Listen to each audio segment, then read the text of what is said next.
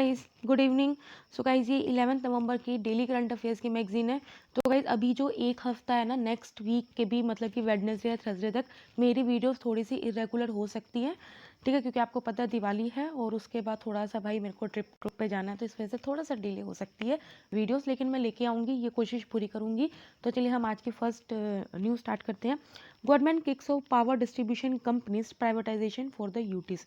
देखो गाइज ये जो न्यूज़ है हमारी किस में कवर होगी, GS3 इकोनॉमिक सेक्शन में कवर होगी।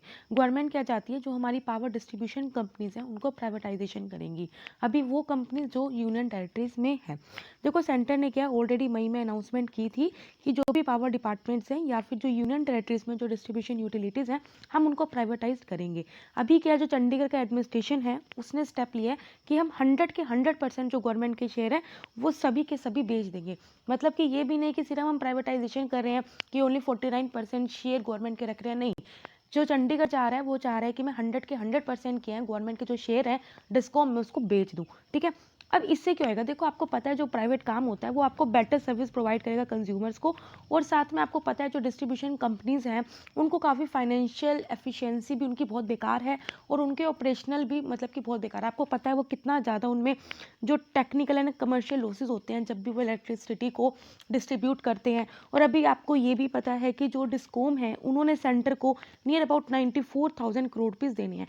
तो अब आप देख सकते हो जो डिस्ट्रीब्यूशन जो कंपनीज हैं वो ऑलरेडी कितनी ज़्यादा फाइनेंशियली और ऑपरेशनली कितनी ज़्यादा बैकवर्ड है, ठीक है। तो इससे क्या होगा, प्राइवेटाइजेशन करके क्या होगा, हम कंज्यूमर्स को बेटर सर्विसेज प्रोवाइड कर सकते हैं और operational and financial efficiency power sector में क्या कर सकते हैं, इंप्रूव कर सकते हैं। साथ में हम क्या करेंगे, और भी जो अदर यूटिलिटीज़ हैं हमारी कंट्री में उसको हम क्या कर सकते हैं, प्रोडक्टिव बना सकते हैं, रिप्रोडक्टिव बना सकते हैं, ठीक है। अमिल्टेशन का मतलब यही होता है कि आप किसी चीज़ को प्रोडक्टिव बना रहे हो, ठीक है। तो अब क्या प्राइवेटाइजेशन की क्यों नीड है, मैंने आपको ऑलरेडी बता दिया। अभी हमारी इंडिया में क्या है, जो डिस्कॉम कंपनीज को काफ़ी ज़्यादा average technical and commercial losses झेलने पड़ते हैं। क्यों, क्योंकि लोग क्या है पावर चोरी करते हैं, आप सबको पता होगा। पुअर पेमेंट कलेक्शन प्रोसीजर है, मतलब मेरे खुद के घर में भी ऐसा है कि बिजली का बिल ना आता नहीं है, लोग रीडिंग नहीं लेने आते हैं, ठीक है। तो आप देख सकते हो मतलब बहुत ज़्यादा पुअर सिस्टम है, पेमेंट कलेक्शन का प्रोसीजर नहीं है, तभी क्या प्रीपेड मीटर्स की बात हो रही है, ठीक है, इसी वजह से हो रही है।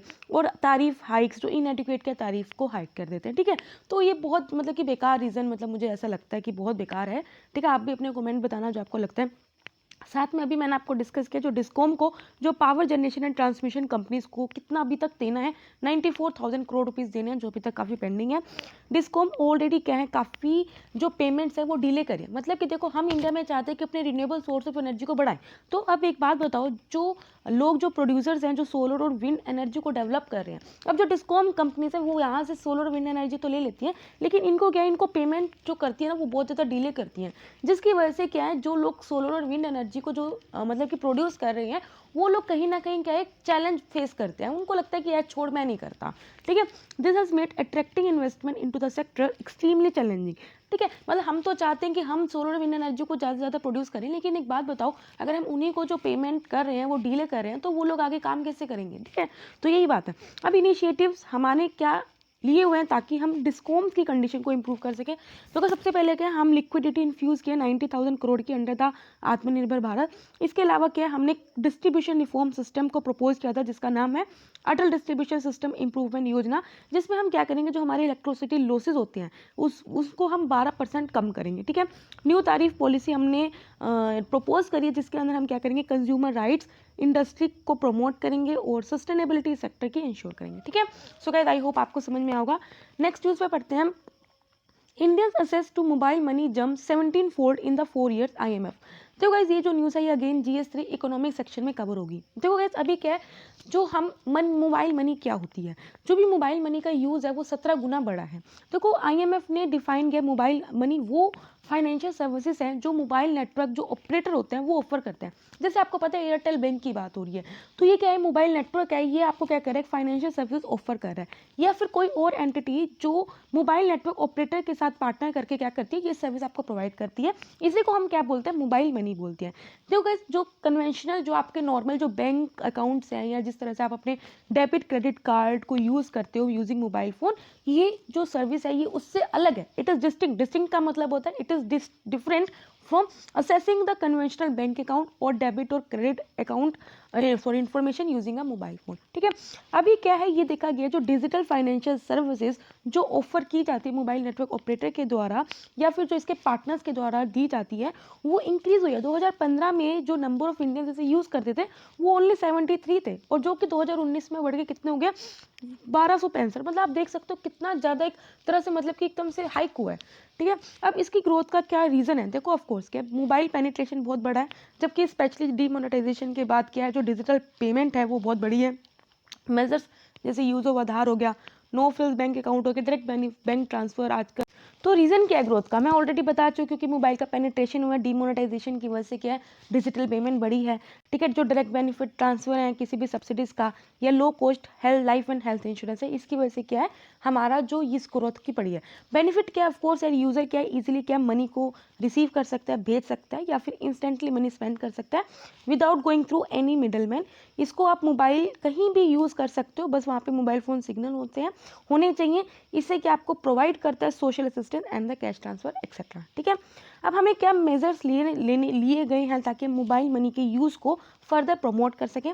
देखो सबसे पहले क्या हम चाहते हैं कि जो थर्ड पार्टी एजेंट्स हैं, जैसे आपने देखा होगा एयरटेल मनी की ऐड में वो दिखाते हैं कि दुकान से आप पैसे निकाल सकते हो, तो उस तरह के जो थर्ड पार्टी एजेंट्स हैं हमें उनको परमिशन देनी चाहिए कि वो कैश को विड्रॉल करके दे सके, लेकिन एक रीजनेबल ऑफकोर्स ट्रांजेक्शन लिमिट लगानी चाहिए। ठीक है, साथ में क्या जो भी आरबीआई की जो केवाईसी रिक्वायरमेंट होती है या फिर जो telecom regulatory authority of India की जो भी रेगुलेशंस है उनके साथ हमें क्या करना चाहिए, हमें हार्मोनाइज करनी चाहिए और साथ में जो आधार बेस्ड केवाईसी प्रोसीजर्स हैं उनको इम्प्रूव करना चाहिए। ठीक है, सो गाइस आई होप आपको समझ में आ रहा होगा। एक second of Shanghai cooperation organisation council of head of the state. तो गाइस ये जो न्यूज़ है हमारी GS2 इंटरनेशनल रिलेशंस में कवर होगी।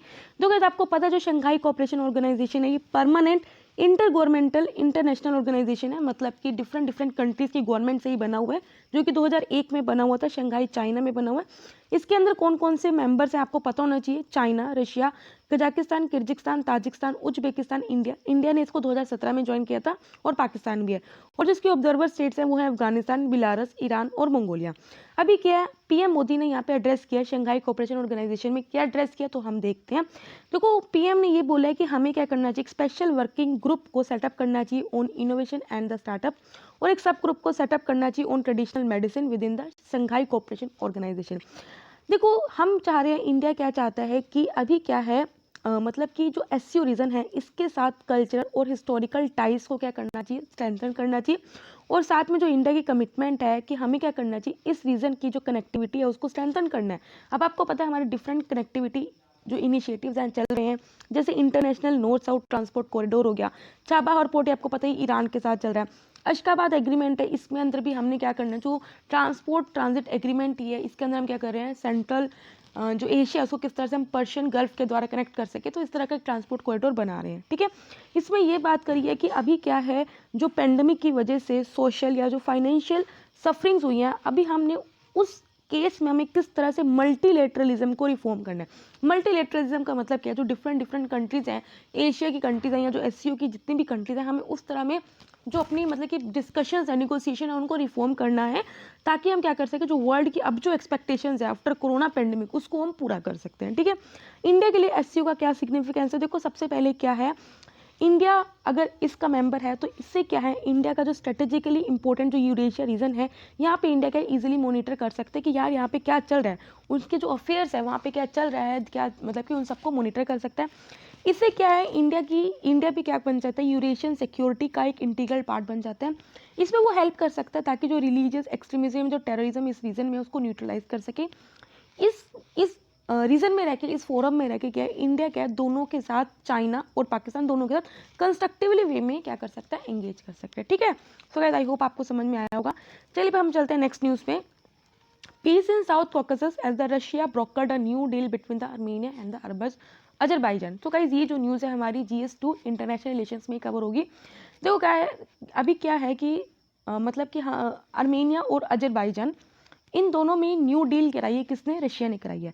अभी न्यू डील के अकॉर्डिंग क्या है जो दोनों साइड्स हैं दैट इज द आर्मेनिया और अजरबैजान उनके जो एरियाज़ हैं जो वो अभी वो होल्ड कर रहे हैं वो अपने एरिया में अपनी पोजीशन को मेंटेन करके रखे जाएंगे, जिसकी वजह से जो अजरबैजान है उसको गेन मिलेगा। अब अजरबैजान को कैसे गेन मिलेगा, क्योंकि अभी देखो हमने कुछ दिन पहले ही हमने क्या पढ़ा था, नगोर्नो काराबाग कन्फ्लिक्ट का रीज़न का एक हमने पूरी न्यूज़ पढ़ी थी जिसमें हमने ये बोला था कि जो नगोर्नो काराबाग एक रीजन है जो कि साउथ कॉकेसस में रीजन है, इसको क्या किया अभी अजरबैजान को, स्पेशली अजरबैजान को इस रीजन को दे दिया गया। ठीक है, नगोर्नो कराबाग जो कि साउथ कॉकेसस में is recognise internationally at the Azerbaijan territory. लेकिन अभी भी क्या है, जो इस रीजन में मेनली अर्मेनिया की पॉपुलेशन रहती है जो अजरबैजान के रूल को रेजिस्ट करती हैं। ठीक है, 1991 में क्या हुआ था, इस रीजन को इंडिपेंडेंट डिक्लेयर कर लिया था, लेकिन उसके बाद भी इसको अर्मेनिया के सपोर्ट के द्वारा इस रीजन को रूल किया जा रहा था। इसके बाद क्या हुआ था, रशिया, फ्रांस और यूएसए ने क्या किया था ताकि इस रीजन में हम पीस बना सकें, एक मिन्स्क ग्रुप जिसका में क्या है रशिया, फ्रांस और यूएस है, उन्होंने माद्रिद प्रिंसिपल्स को प्रपोज किया था ताकि हम इस रीजन में क्या करें, जो भी कन्फ्लिक्ट चलता है उसे हम सेटल डाउन कर सकें। लेकिन इन माद्रिद प्रिंसिपल्स को कभी भी इम्प्लीमेंट नहीं किया गया, but it was never implemented. इस रीजन में पीस बहुत जरूरी है क्योंकि जो ये रीजन है इसका मतलब कि यहाँ पे जो ऑयल और गैस का बहुत ज़्यादा रिजर्व है, और यहीं से हम क्या करते हैं, जो पाइपलाइन का कॉरिडोर है वो कनेक्टिविटी कॉरिडोर है जिसमें हम क्या करते हैं, ऑयल और गैस को वर्ल्ड मार्केट में ट्रांसपोर्ट करते हैं and for the safety of international north south transport corridor. ठीक है, अभी जो इंस्टेस है आपको पता ही है, इसमें शिप, रेल, रोड रूट है which goes from Mumbai to Chabahar via Azerbaijan to the Moscow, जो between India, Russia, Iran, Europe और सेंट्रल एशिया। ठीक है, तो अभी हमने यहाँ पढ़ा था इंस्टेस, तो आपने अब यहाँ देख लिया ये क्या है। ठीक है, इंडिया ने ऑलरेडी फ्रेंडशिप ट्रीटी अर्मीनिया के साथ भी साइन की गई है जो हमें इंडिया को सपोर्ट करता है कश्मीर के इशू पे। उसी तरह जो अजरबैजान है उसने पाकिस्तान को साथ साइन किया गया जो पाकिस्तान को सपोर्ट करता है। लेकिन इंडिया के लिए अजरबैजान भी काफ़ी इंपॉर्टेंट है क्योंकि ये भी जो इसी रूट पे, जो हमारा नॉर्थ साउथ ट्रांसपोर्ट कॉरिडोर है, इसी रूट पे पड़ता है। ठीक है, सो गाइस आई होप आपको समझ में आ रहा होगा। नेक्स्ट न्यूज़ पे पढ़ते हैं, interstate migrant policy index release by the Indian migration now. तो ये जो न्यूज़ है हमारी सोशल इश्यूज में कवर होगी आइदर इन GS1 और द GS2। देखो अभी क्या है, जो इंटरस्टेट माइग्रेंट पॉलिसी इंडेक्स है ये क्या करेगा, हमारे इंडिया के जो डिफरेंट स्टेट्स हैं उनको रैंक करेगा और कंपेयर करेगा कि किस स्टेट में माइग्रेंट के लिए अच्छी पॉलिसीज बनाई हुई हैं। लाइक सपोज करो यूपी या बिहार या झारखंड, इनकी जो भी लेबर्स हैं वो डिफरेंट स्टेट्स में जाके माइग्रेट होती हैं, तो उस स्टेट में इन माइग्रेंट पॉपुलेशन के लिए क्या वेलफेयर मेजर्स लिए गए हैं, क्या डिफरेंट पॉलिसीज बनाई गई हैं, उनके अकॉर्डिंग हम क्या करेंगे, इन स्टेट्स को मेजर करेंगे। अब ये रैंक करने के लिए डिफरेंट पॉलिसीज को एग्जामिन करेगा, जैसे वहाँ पे चाइल्ड राइट्स के, एजुकेशन कैसी हैं, health, sanitation, housing, political inclusion, ये सब कैसा है।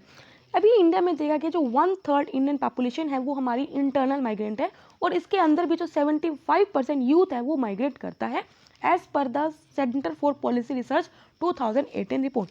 जो इंडिया माइग्रेशन नाउ है ये मुंबई बेस्ड रिसर्च एक नॉन प्रॉफिट ऑर्गेनाइजेशन है। की फाइंडिंग यही है कि जो केरला, गोवा और राजस्थान में ये टॉप 3 स्टेट्स हैं जहाँ पे माइग्रेंट फ्रेंडली पॉलिसीज हैं। केरला में प्रोवाइड करती है different scheme, social security scheme provide करती है, labour protection and welfare for migrant workers ये प्रोवाइड करती है। राजस्थान में कोई भी रेस्ट्रिक्शन नहीं है डोमिसाइल सर्टिफिकेट की।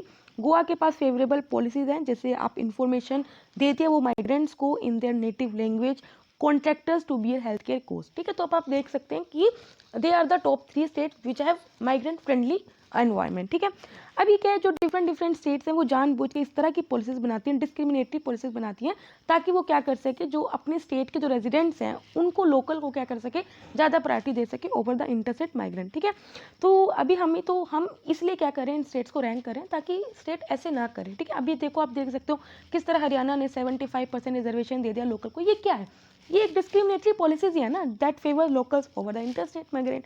ठीक है, जो भी माइग्रेंट वर्कर्स जो SC ST से बिलोंग करते हैं इनको और ज़्यादा डिस्क्रिमिनेशन फेस करना जाता है, क्योंकि अभी भी क्या है, जो माइग्रेंट स्टेटस है वो कहीं ना कहीं सोशो इकोनॉमिक स्टेटस से बंधा हुआ है। ठीक है, तो इसलिए क्या है, हमें ये सब पॉलिसीज बनानी होंगी। तो चलिए अब हम चलते हैं अपनी छोटी न्यूज़ पे। अभी क्या है, इथोपिया के टिग्रे रीजन में आर्म्ड क्लैशेस देखने को मिले हैं। तो इसमें क्या है, अकॉर्डिंग टू यूएन के अकॉर्डिंग क्या है, जो 9 मिलियन पीपल हैं वो रिस्क पे हैं।